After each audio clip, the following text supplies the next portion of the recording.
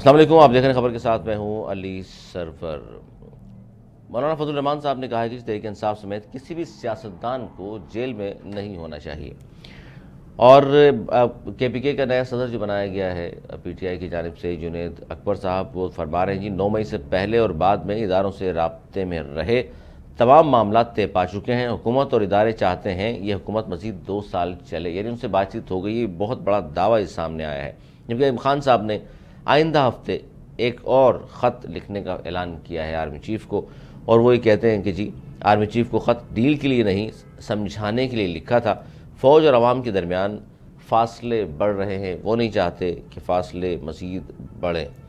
और इसी पर हम बात करेंगे कि एक तरफ तो ये सब कुछ हो रहा है, सिंध की सियासत पर नज़र डालें तो MKM और पाकिस्तान पीपल्स पार्टी में आमने सामने नज़र आती है।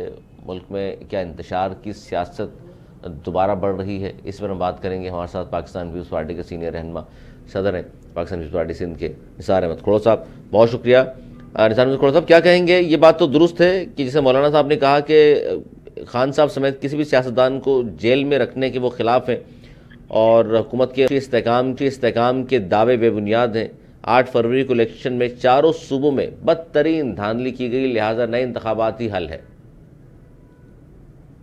अब ये चारों सूबों का जो इल्जाम मौलाना साहब ने लगाया है, तो उसमें उसने KP को भी इन्वॉल्व किया है जी। KP में JUI अच्छी मजबूत पार्टी रही है, लोकल बॉडी इलेक्शन जीतती रही है, जनरल इलेक्शन में उसको हरवाया गया। अब ये दूसरे सवाल जो दूसरे सूबों के लिए हैं, अगर ये मौलाना साहब कह रहे हैं तो ये जनरली बात कर रहे हैं, एक जनरल सी बात कर रहे हैं कि जी ये धांधली हुई थी तो हुकूमत को खत्म होना चाहिए और असेंबलियों को खत्म होना चाहिए। मैं जहां एक तरफ से मौलाना साहब की बात का इज्जत करता हूं, वहां मौलाना साहब से ये भी जरूर कहने की कोशिश करूंगा कि असेंबलियों का टर्म लोगों की मर्जी से हो पाए। और हम बड़ा फख्र करते रहे हैं कि हम 5-5 साल पूरे करते रहे हैं, और इस साल भी ये जो 5 साल हैं वो भी हुकूमत और अवाम को एक एतमाद लहर देंगे। एतमाद 5 साल के बाद अवाम दिखाता है, और उसमें अवाम को खुली आजादी और भी वोट दें। गांधी हर इलेक्शन में इल्जाम लगा, RTS का सिस्टम फेल किया गया 2018 में, 2013 में RO का इलेक्शन आ गया। ये सारी इलेक्शनों पर इल्जामात लगते रहे हैं। इल्जाम को सफाई करने के लिए ट्रिब्यूनल्स हैं इलेक्शन कमीशन के। अब वो ट्रिब्यूनल्स में कितने केसेस हुए कितने नहीं हुए, ये इसकी तरफ इशारा होना चाहिए। ट्रिब्यूनल्स को हाईलाइट करना चाहिए कि वो इलेक्शनों के फैसले करें, इलेक्शन कमीशन फैसले करे। और ये बाकी ये कहना कि गांधी ये एक जनरल सी बात है, जनरल सी बात में उसने PTI को भी रगड़ा दिया है, तो पीपुल्स पार्टी को भी, तो MKM को भी, तो PMLN को भी, तो दूसरों को भी। ये मौलाना साहब का रगड़ा हर पार्टी को है। बिल्कुल। लेकिन आप नहीं समझते सर कि धांधली तो हुई है? आप जाहिर अपने सूबे में हो सकता है बात ना करें, लेकिन बाकी 3 सूबों को तो आप भी मानते हैं धांधली हुई है। मैं अर्ज करूं जी। एक जमात थी जो थी ही नहीं इलेक्शन, उनके लोग आजाद खड़े हुए थे, उनके आजाद लोग खड़े हुए थे जो PTI का इलेक्शन में थी नहीं, उनका सिंबल नहीं था तो वो थे नहीं। वो आजाद खड़े हुए, आजाद में जीत के आए। इशू चला कि जी धांधली हुई है, लेकिन फिर हमने देखा कि वही मेंबर जो धांधली का इल्जाम लगाते थे वो असेंबली में आ गए, उन्होंने कस्में उठा ली, लीडर ऑफ अपोजिशन बन गए, असेंबली में पार्टिसिपेट करते हैं। और आज भी इमरान खान साहब जब हुकूमत से मुज़ाकरात करने जा रहे हैं तो उसमें इलेक्शन की धांधली वाला नुक्ता उसने डाला ही नहीं, लिखी हुई एजेंडा में उसने नहीं डाला। यानी उसने इलेक्शन कमीशन पे छोड़ दिया है कि वो फैसला करें, ट्रिब्यूनल्स फैसला करें। यही जो जायज तरीका था उन्होंने अपनाया, और मुज़ाकराती टीम के सामने इलेक्शन की धांधली का इशू लाया ही नहीं। ठीक है, और इस लिहाज से असेंबली चल रही है, और मैं समझता हूं सबने इलेक्शन को मान ही लिया है। धांधली के जरूर इल्जामात हैं, उनका तदारक करने के लिए ट्रिब्यूनल जरूर मौजूद है, और ये ऐसे चलता रहना चाहिए। नहीं तो आपने सर, आप वो तो खान साहब की बात तो आपने कर दी।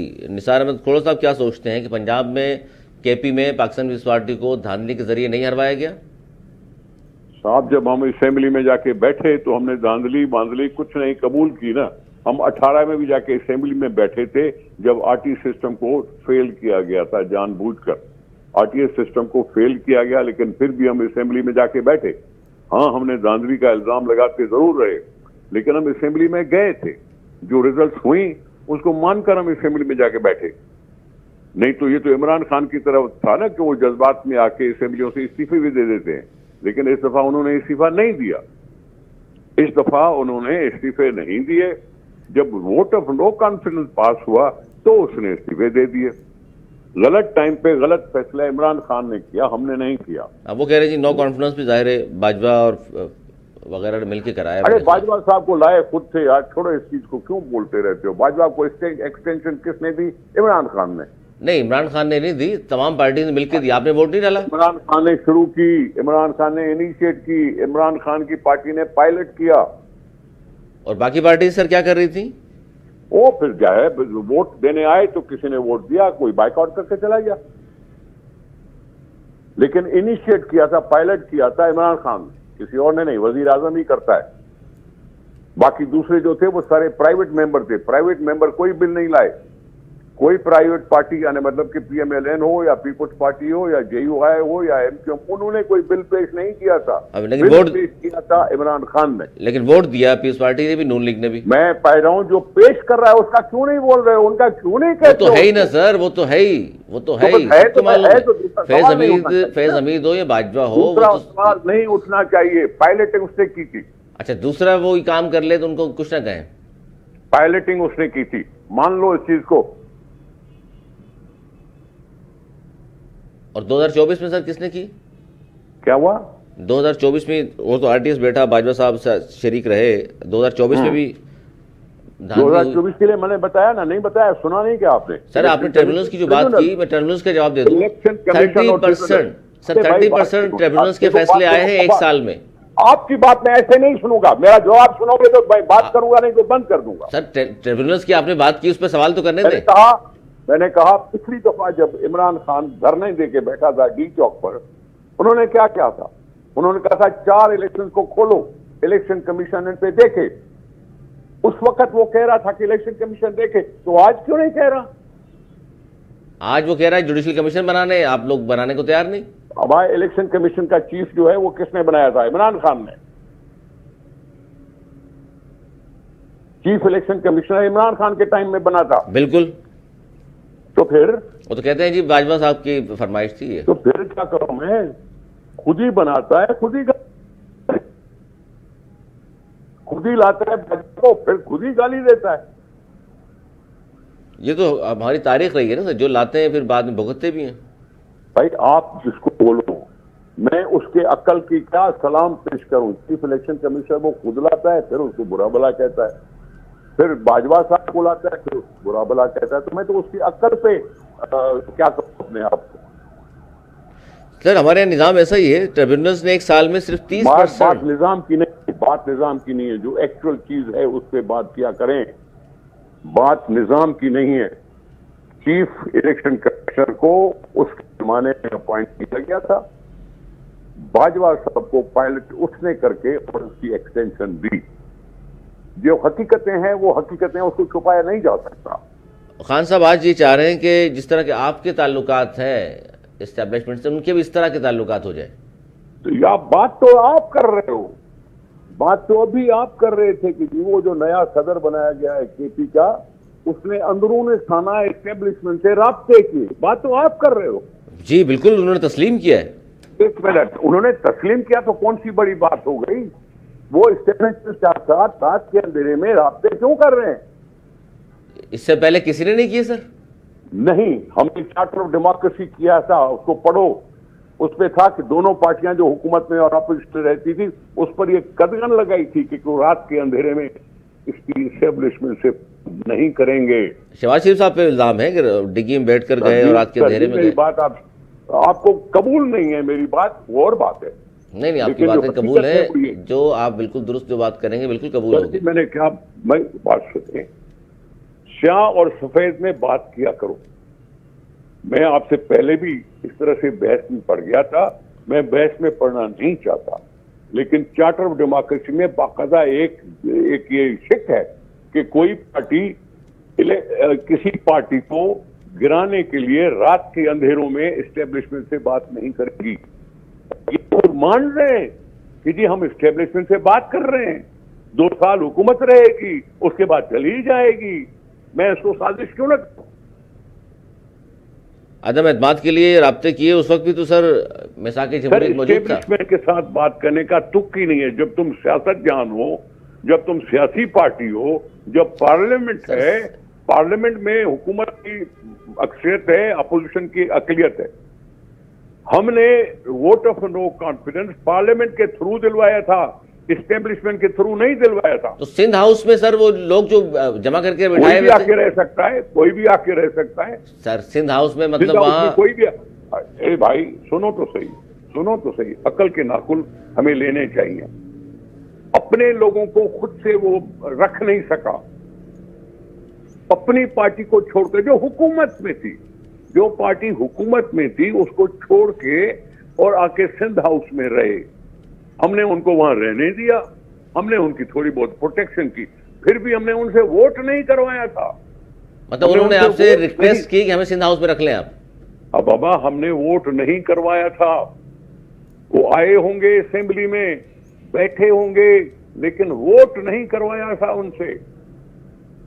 सर सिंध हाउस अगर तक वो गए भी पार्टी से निकल के, अगर वो गए भी पार्टी निकल के, कुरान शरीफ उठा के वो बोल रहे थे कि हम किसी के कहने पे नहीं आए, हमारा हम हमारे खुद दिल बर्दाश्त थे इमरान खान की लीडरशिप से, इसलिए हम उसकी छोड़ गए हैं पार्टी। सर छांगा मांगा भी लोग अपनी मर्जी से गए थे। उसके बावजूद नो कॉन्फिडेंस मोशन पेश करने वालों ने उनसे वोट नहीं करवाया। जिस तरह सिंध हाउस में अपनी मर्जी से गए, माजी में छांगा मांगा भी अपनी मर्जी से गए थे। मुझे क्या मालूम, छांगा मांगा वालों से पूछो। सर आप ही के पार्टी के खिलाफ गए थे, मियां साहब की ने आप तो ठीक है, उनसे पूछो ना यार।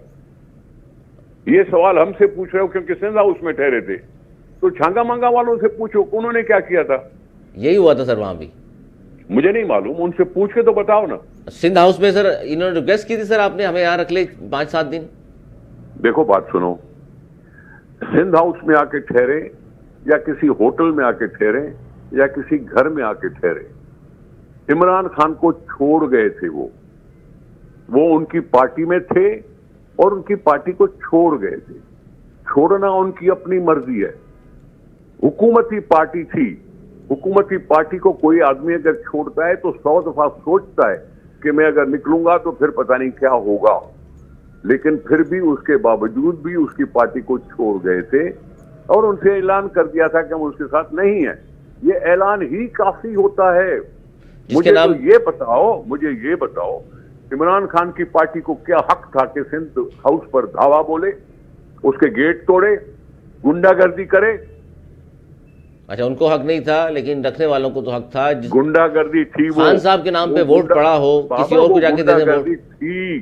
गुंडागर्दी थी, अपने मर्जी से रहे हुए थे लोग, उनको जबरदस्ती अपने पास ले जाने के लिहाज से ये कर रहा था। वो ऐसे ही कर रहा था जैसे किसी जमाने में जाम सादिक ने कहा था, पीपुल्स पार्टी के 12 लोग तोड़कर उन्होंने सिंध नहीं वजीर-ए-आला हाउस में कैद करके रखा था उनको, तो वजीर-ए-आला हाउस में।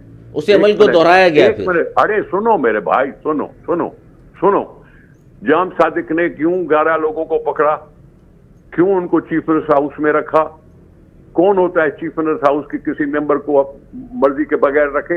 मेंबर गए अपनी मर्जी से गए, ये मेंबर गए अपनी मर्जी से गए, सिंध हाउस में गए अपनी मर्जी से, अगर जाम सादिक के साथ मिल गए तो अपनी मर्जी से।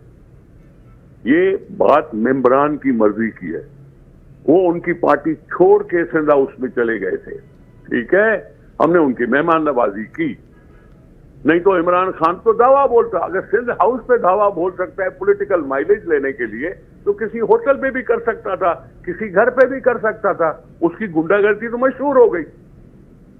और इसीलिए बाहिफाजत आप लोगों ने रखा, कहीं पता न चल जाए। क्यों नहीं रखे? लेकिन हमने उनसे वोट नहीं करवाया, हमने उनसे वोट नहीं करवाया। सिंध असेंबली, उस नेशनल असेंबली में ले आए उनको, लेकिन उनसे कहा कि आपको वोट करने की जरूरत नहीं है, आप खामखा डिस्क्वालीफाई हो जाएंगे।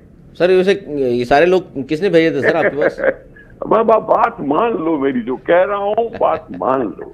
सर बात मान सर अब तो माजी हमने हो गया, उनको छुपा के अब तो माजी हो गया, लेकिन अरे बाबा एक सेकंड, अरे यार एक सेकंड, हमने अगर छुपाया होता तो कौमी असेंबली में न लाते। उनकी अपनी मर्जी दिखाने के लिए हमने उनको कौमी असेंबली में ले आए।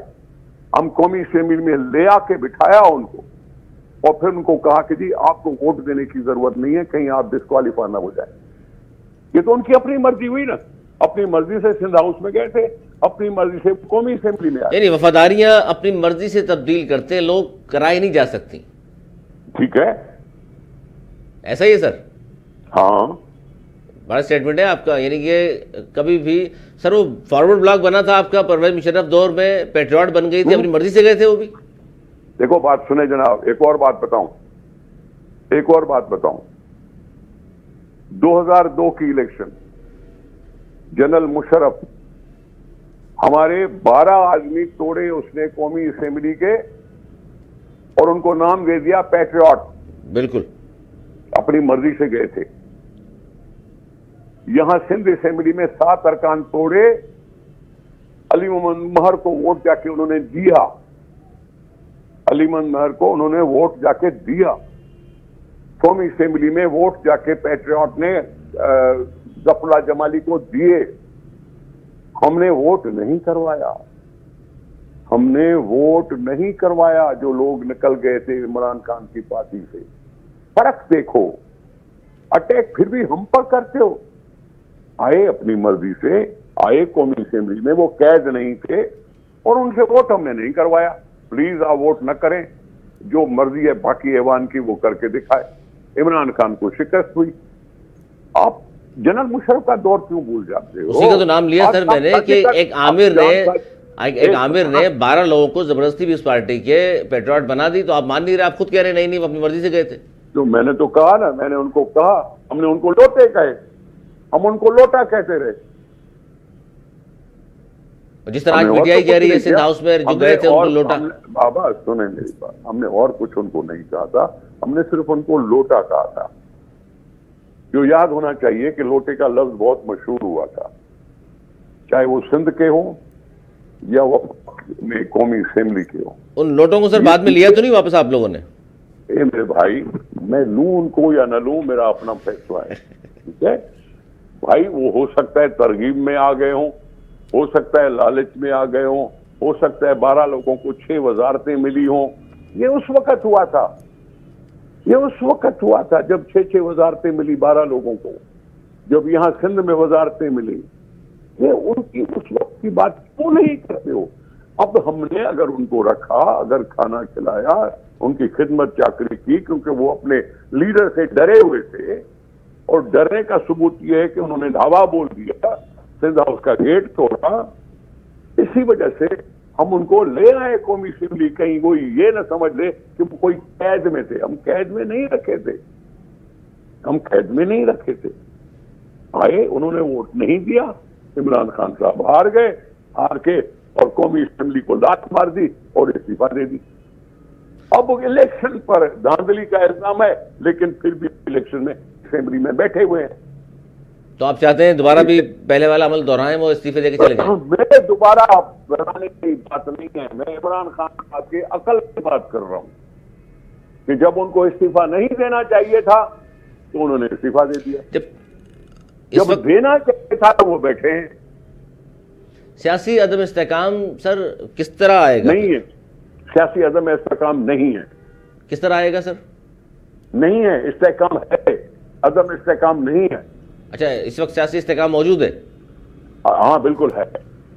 वो इसलिए इमरान खान जब खत लिखता है कि अवाम और फौज में खलीज है पैदा हो रही है, तो अपनी पार्टी का बता रहा है कि मैं आपके खिलाफ हूं, अपनी पार्टी के बारे में बता रहा है। जब वो कॉल करते हैं तो कोई मुजाहरा और प्रोटेस्ट होता है। वैसे कोई प्रोटेस्ट है क्या? वैसे कोई बात है क्या ऐसी अदम इस्तेकाम की? नहीं है।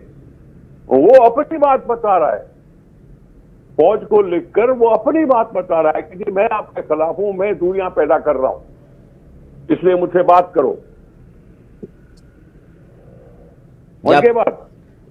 आर्मी चीफ को खत डील के लिए नहीं, समझाने के लिए लिखा है।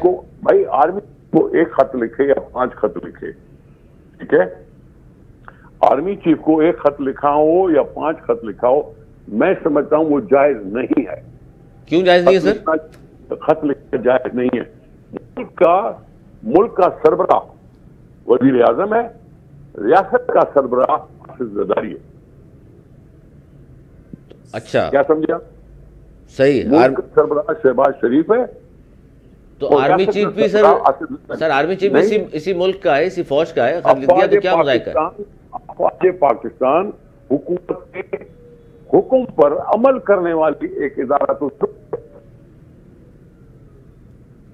सर, आपकी जमहूरियत के लिए कुर्बानियां हैं, और आज माशाल्लाह जिस तरह आप दिफा कर रहे हैं, तो फिर ये हर 5-10 साल बाद सर माशाल्लाह क्यों लग जाता है, अगर वो सारे वज़ीर आज़म के अंडर काम कर रहे हैं? अरे यार क्या बात कर रहे हो तुम, क्या बात कर रहे हो? हम मार्शल लॉ नहीं लगवाना चाहते। हमने इसलिए 18वीं तरमीम में आर्टिकल 6 को हमने ज्यादा फोकियत दी। हम नहीं लगवाना चाहते, हम मार्शल लॉ नहीं चाहते इस मुल्क में। ये इनवाइट कर रहा है, यानी भुट्टो साहब की पार्टी तुम बीच में अब इमरान खान इनवाइट कर रहा है कि बीच में पढ़ो, नहीं तो रियासत का सरबराह जरदारी साहब है और मुल्क का सरबराह शहबाज शरीफ है। पाकिस्तान पीपल्स पार्टी सर एंटी एस्टेब्लिशमेंट है। मैं क्या एंटी एस्टेब्लिशमेंट, क्या मतलब है यार? मैं जब पाकिस्तान के लोग खुद वोट करते हैं तो फिर वोट करते हैं। हम इलेक्शन में बिलीव करते हैं, हम आइन में बिलीव करते हैं।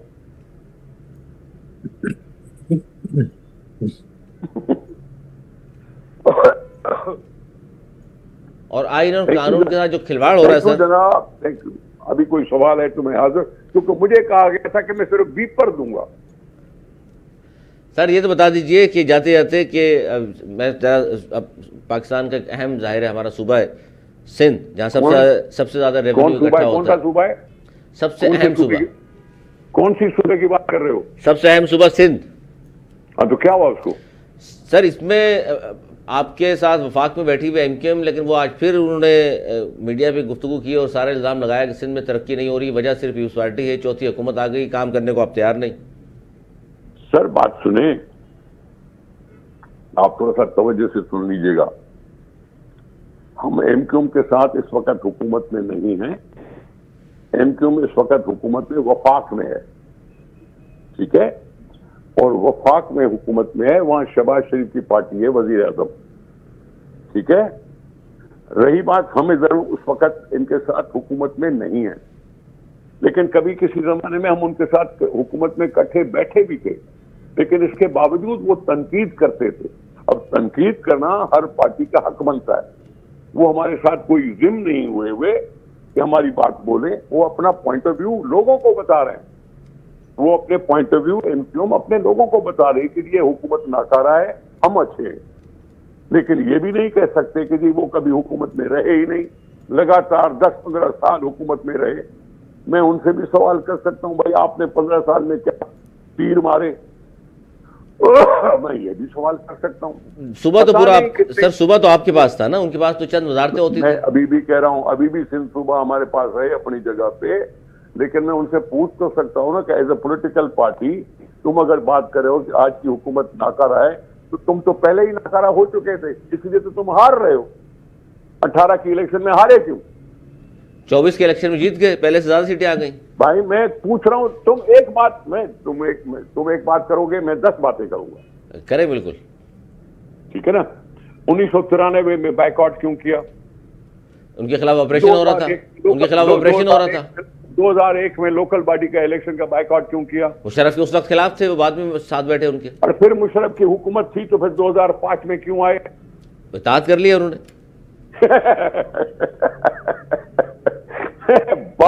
जिस तरह पीपल्स पार्टी ने सर, जिस तरह पीपल्स पार्टी ने NRO ले लिया 2007 में मुशर्रफ से। कोई में NRO नहीं सर, क्या बात कर रहे हैं?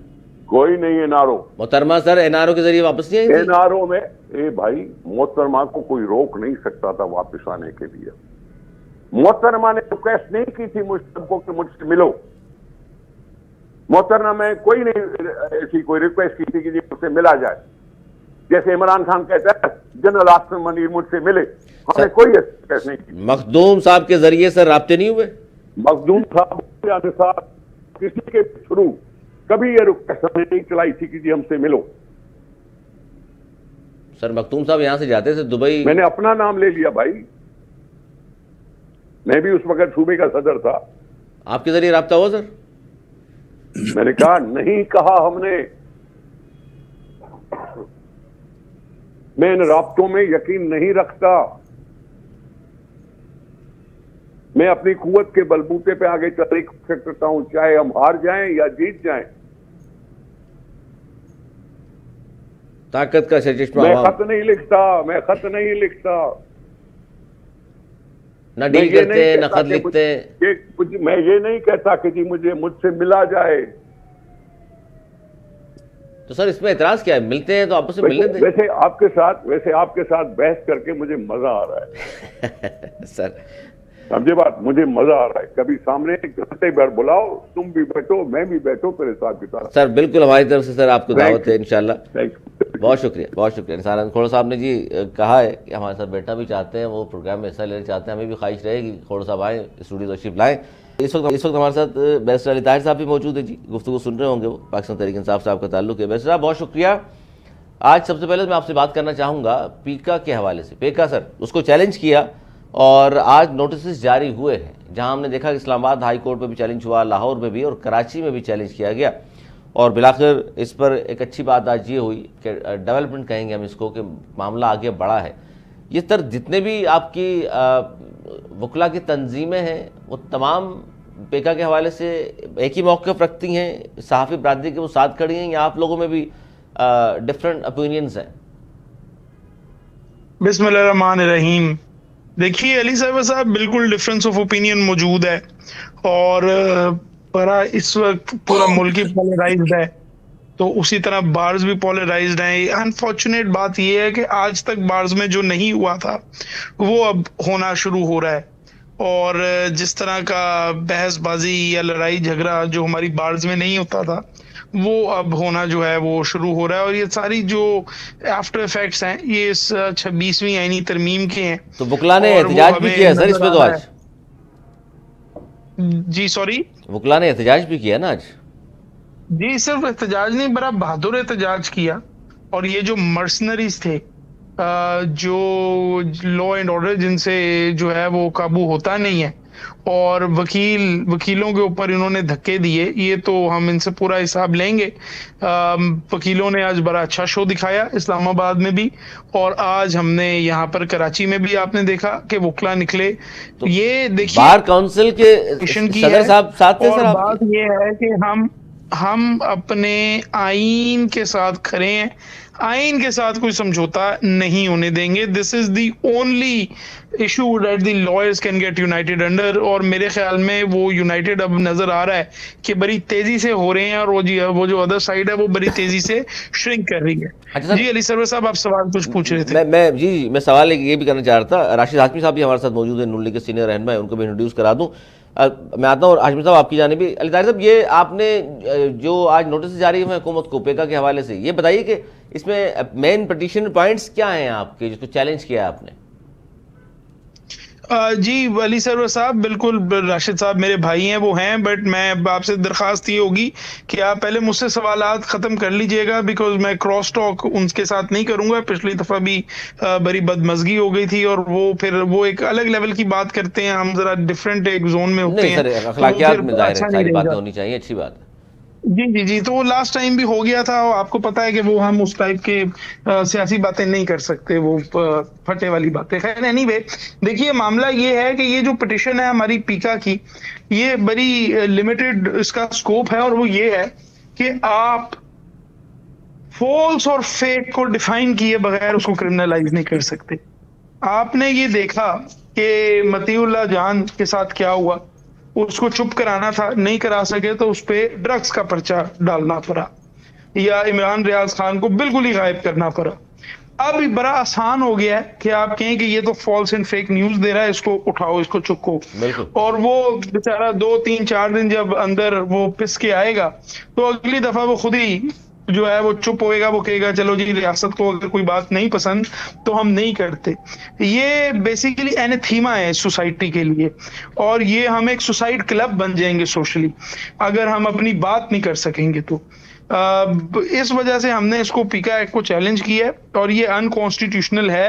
पहले भी आपको पता है कि पीका की अमेंडमेंट एक्ट जो है वो अल्ट्रा वायरस करार दिया जा चुका है, और मुझे पूरी इंशाल्लाह उम्मीद है कि इस दफा भी this will be one of the statutes. पहले भी अल्लाह ताला ने मुझे ये इज्जत दी है कि कुछ स्टैट्यूट्स हमने फंडामेंटल राइट से कॉन्फ्लिक्ट में हाई कोर्ट से सेटिसाइड करवाए हैं, और ये भी इंशाल्लाह उसी की लिस्ट में जाएगा। इसको भी स्टैट्यूट बुक से वाइप आउट किया सर जाएगा। चीफ जस्टिस शफीक सिद्दीकी साहब का तो नाम आ गया है सुप्रीम कोर्ट के लिए, तो अभी कहीं ये केस कहीं और लगेगा? जी देखिए, केस तो हाई कोर्ट ऑफ सिंध ने सुनना है, और जो रोस्टर साइन होगा उसके मुताबिक केस लगेगा। अच्छा, इससे फर्क नहीं पड़ेगा शफीक सिद्दीकी साहब हो ना हो? जी जी जी बिल्कुल, शफी साहब तो एलिवेट हो गए हैं, congratulations to him, he is a good जज। तो अब जाहिर है रोस्टर के मुताबिक जो है वो ये केस लगेगा। अच्छा सर, जाते जाते ये भी बता दीजिए कि ये जो आज इस्लामाबाद में मुजाहरे होते रहे, और ख़ास तौर पर 26वीं आईनी तरमीम और इन तमाम चीज़ों पर ज़ाहिर है जजेस तो अपॉइंट हो रहे हैं, 26वीं आईनी तरमीम के हवाले से सुन लिया जाता तो बेहतर था, तो इस पर क्या मौक़िफ़ है आपका कि अब क्या होने जा रहा है सर?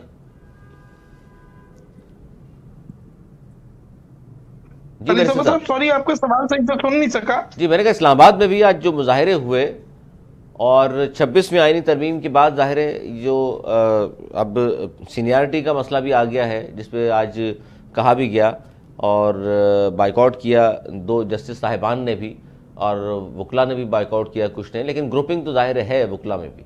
तो अब इसमें क्या होगा सर आगे जाकर? बिल्कुल, तो हर जगह होती है ना अली सरवर साहब, ये डिसएग्रीमेंट होना ये डेमोक्रेसी की ब्यूटी है, और हमें इसको इतना बुरा नहीं समझना चाहिए जितना हम समझते हैं। प्रॉब्लम ये है कि हमारी एस्टेब्लिशमेंट की सोच ये है कि माय वे और दी हाईवे, और ये सोच बड़ी लंबी देर तक चल नहीं सकती, बिकॉज हर दफा आपको मियां नवाज शरीफ टाइप लोग तो नहीं मिलते कि जो वोट को इज्जत दो से फौरन ही फॉर्म 47 के ऊपर आ जाएं।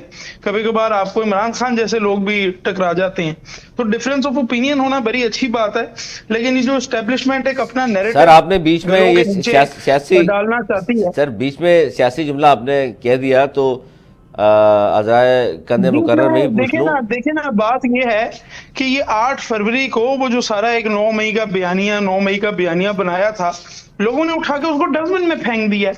तो अभी भी अगर आप उसको शॉप करते रहेंगे लोगों के ऊपर, तो ये तो आईन के साथ, कानून के साथ, जमहूरियत के साथ एक बहुत बड़ी गद्दारी है। सर मियां साहब, ये इसकी इजाजत नहीं देनी चाहिए। मियां साहब अगर वोट को इज्जत दो के नारे से पीछे हटे हैं, तो खान साहब भी तो सर अब खतो किताबत कर रहे हैं और मिन्नते तरले हो रहे हैं, सुना है आपने पढ़ा है वो जो दूसरा खत है अली सरवर साहब? सर वो अब तो ओपन खत लिखे जा रहे हैं। जी जी, ओपन खत आप जरा देखिए ना कि वो खतो खिताबत वो वाली तो नहीं है, कोई लव लेटर तो नहीं है, कोई एनआरओ तो नहीं मांग रहे, वो तो भाई अकाउंटेबिलिटी मांग रहे हैं कि क्या कर रहे हो और क्यों इस इंस्टीट्यूशन को इस्तेमाल कर रहे हो सियासत के लिए। ये हमारा इंस्टीट्यूशन है। साहब कह रहे हैं आर्मी चीफ को खत डील के लिए नहीं लिखा, समझाने के लिए लिखा है, वो ये कह रहे हैं।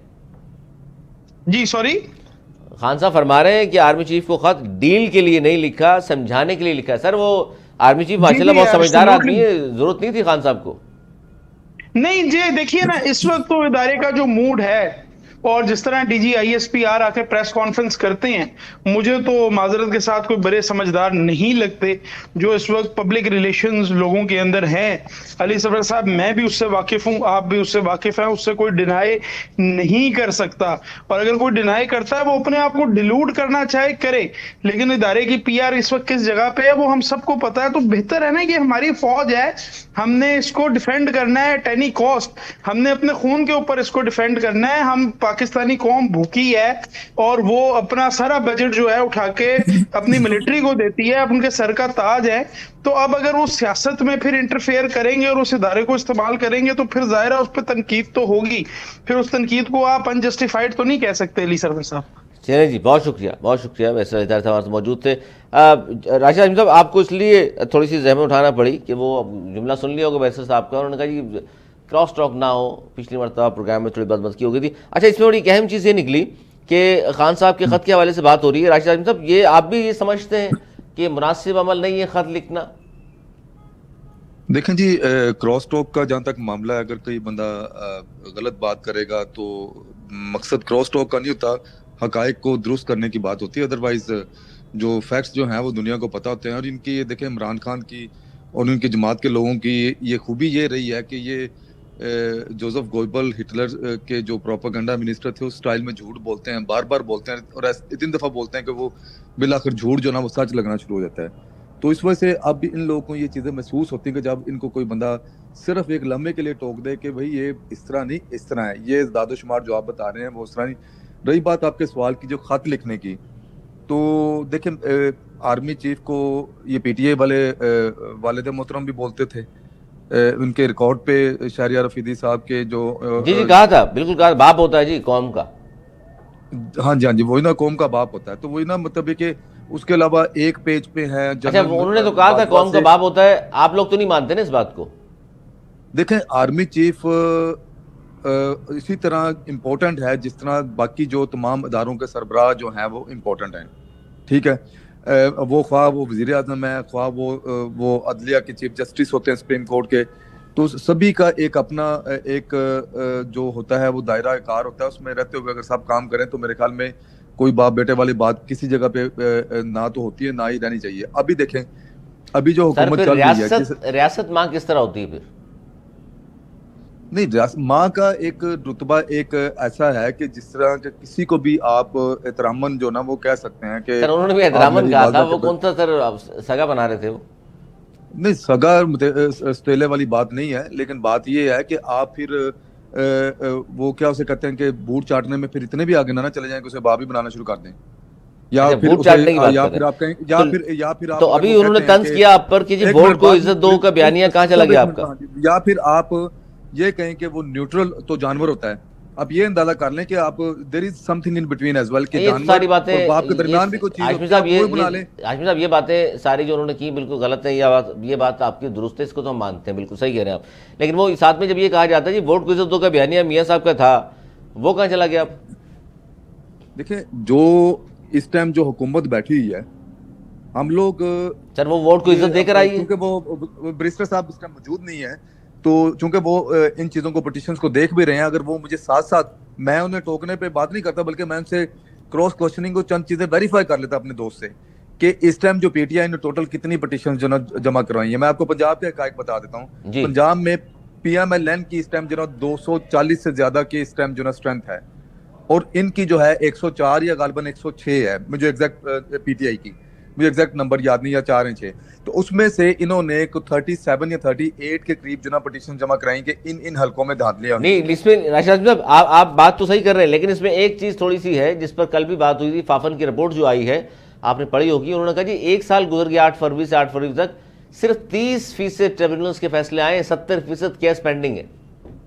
देखिए सर्वर साहब, अगर 30% के आए हैं, 300% के आए हैं, टोटल उन्होंने 37 जो है, मैं जो बात करने लगा था कि टोटल 37 जो ना वहाँ पे पिटीशन जमा करवाई है।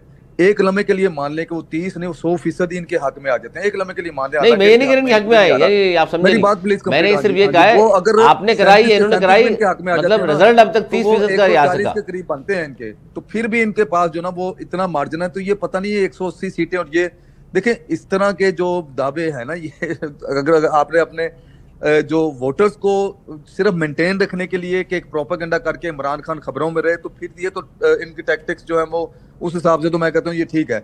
अदरवाइज ऑन ग्राउंड जो ना इनके दावे, जो इनके जो हकायक, जो इनके अमली इकदाम है, उनके दावों की जो ना वो अच्छा, एक और बड़ी अहम बात मैं चाहता हूँ मिस ना हो जाए, आपसे जरूर कमेंट ले लूँ उसका भी। KPK का नया सदर बनाया गया है जुनैद अकबर साहब को, और आपको मालूम है स्टैंडिंग कमेटी में भी है वो सब जगह।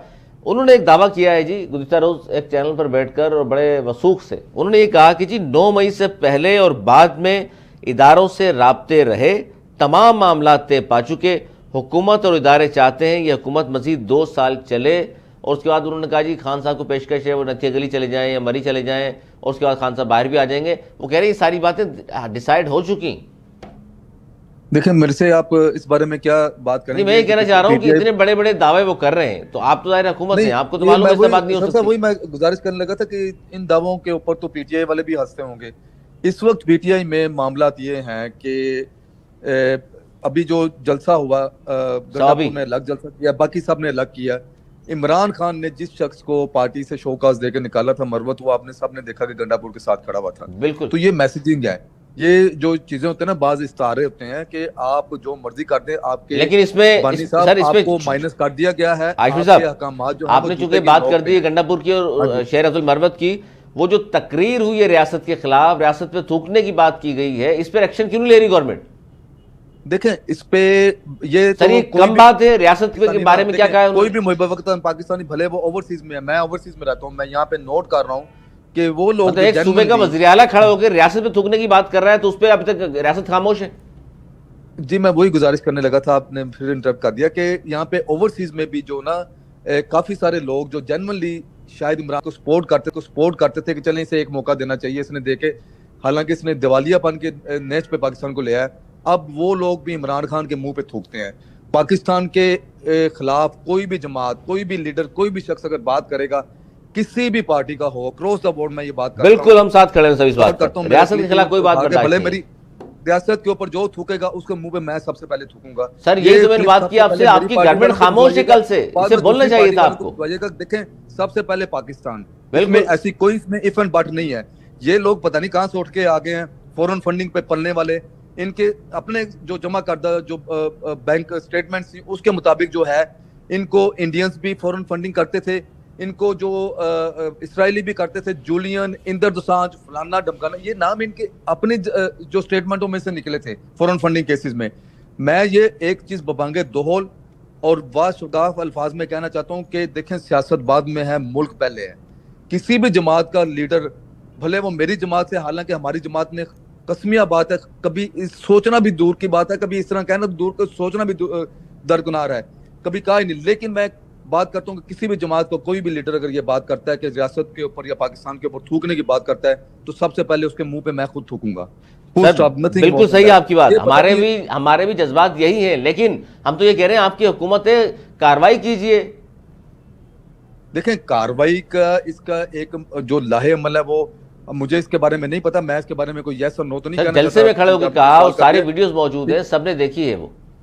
देखें हो सकता है उनके ऊपर ऑलरेडी भी उनके ऊपर केसेस चल रहे हैं, तो ये भी कोई केस बन जाए, लेकिन अगेन मुझे इसके बारे में कोई इन्फॉर्मेशन नहीं है, तो इस वजह से मैं आपके जवाब का जो ना उसके ऊपर यही कमेंट कर सकता हूँ कि मुझे इसके बारे में नॉलेज नहीं हो सकता कोई काम इसके ऊपर कार्रवाई के ऊपर नहीं, क्योंकि लोग अब इस पे सवाल उठा रहे हैं, इसलिए कहा आपसे, लोग सवाल उठा रहे हैं कि जी वो चूंकि वो बंदा जिसने ये कहा है गंडापुर वो कंप्रोमाइज है, तो ये ना इसलिए उनको शायद छोड़ दिया गया है या खामोशी इख्तियार कर ली। नहीं देखें आपके प्लेटफॉर्म से मैं भी ये मुतालबा करता हूँ, अपनी हमारी हालांकि हुकूमत है, लेकिन चूंकि आपने एक सवाल ऐसा किया जिसके बारे में नॉलेज नहीं कि वाकई ही इस बंदे के ऊपर या कोई भी बंदा जो रियासत के ऊपर थूकता है उसके ऊपर जो ना संगीन तरीन कार्रवाई होनी चाहिए, इसमें तो कोई दूसरी राय है नहीं। जाहिर है हर पाकिस्तानी का दिल दुखा हुआ सर, हर बंदे का दिल दुखा है, हर मुहिब वतन पाकिस्तान का किसी भी जमात से उसका ताल्लुक है, लेकिन सियासत तो यहीं पर रह जानी है ना, पाकिस्तान से पहले तो कोई चीज नहीं है ना, तो हर एक बंदे का दिल दिखावा। और ये मैं देखें जरूर साहब आपके प्रोग्राम के तवज्जो से मैं बताता चलूं, 160-70 जो कांग्रेसमैन को लॉबिंग फर्म हायर करके जो ना पाकिस्तान के खिलाफ जो ना करारदादें भी इसी जमात ने की, IMF को पाकिस्तान के कर्जे रीशेड्यूल ना किए जाए वो भी इसी जमात के कारनामे है, ठीक है। उसके बाद ओवरसीज को कहा गया कि रिमिटेंसीज आपने नहीं भेजनी है, हवाला उनकी गैर कानूनी तरीके से भेजनी है, वो भी जनाब इसी जमात के जो कारनामे है। ये कोई ज्यादा पुरानी बातें नहीं है, जुमा 8 दिन पहले की बातें हैं, ये कोई 1400 साल पुराने वाकयात नहीं है, ये पिछली सदी की बात नहीं है, ये मतलब कि पिछले 4-6 महीनों में ये सारे वाकयात जो हैं रूनुमा हुए। और इन लोगों ने रियासत के ऊपर भी हमले किए, PTB के ऊपर भी हमले किए, इन्होंने पार्लियामेंट के ऊपर भी जो ना हमले किए, अभी भी ये लोग मुसलसल रोडों पे हैं। और उसके बावजूद फैच की जो आपने देखे, मैं आप लोगों से गुजारिश करूंगा कि आप अपने टॉपिक्स जो ना वो थोड़े से इस तरह चुनें कि जो फैच की रिपोर्ट आई है उसमें उन्होंने वाज़े तौर पे कहा कि पाकिस्तान में माशी बहाली हो रही है, और ये वो जमात है जो कि जिस दिन ये लोग इक़्तिदार से उतरे थे उसी दिन दोपहर को शोर मचाना शुरू हो गए थे कि पाकिस्तान कल दिवालिया हो रहा है, पाकिस्तान परसों दिवालिया हो रहा है, क्योंकि इन्हें पता था कि इन्होंने कौन सी शेख रशीद तक का बयान है कि इमरान खान जाते हुए माशी बरूदी से उनके बिछा गया है, जब शेख रशीद जो उनके वजीर भी थे, और ये उस वक्त का बयान है कि जब इमरान खान को जमहूरी तरीके से वोट आउट किया गया था through vote of no confidence के जरिए। जी, वक्त की किल्लत है राशिद साहब, बहुत शुक्रिया आपका, आप तशरीफ लाए, बहुत शुक्रिया आपका। प्रोग्राम में वक्ती अली ताहिर साहब भी हमारे साथ मौजूद थे, वैसे उनका बहुत शुक्रिया। निसार खोड़ो साहब शुरू में हमारे साथ प्रोग्राम में शामिल थे और बड़े ज़बरदस्त उन्होंने गुफ्तगू भी की। आप तीनों का, मौजूद मेहमानों का बहुत शुक्रिया। नाज़रीन, ये था हमारा आज का प्रोग्राम, हमें दी इजाज़त, मौलाना के बाद।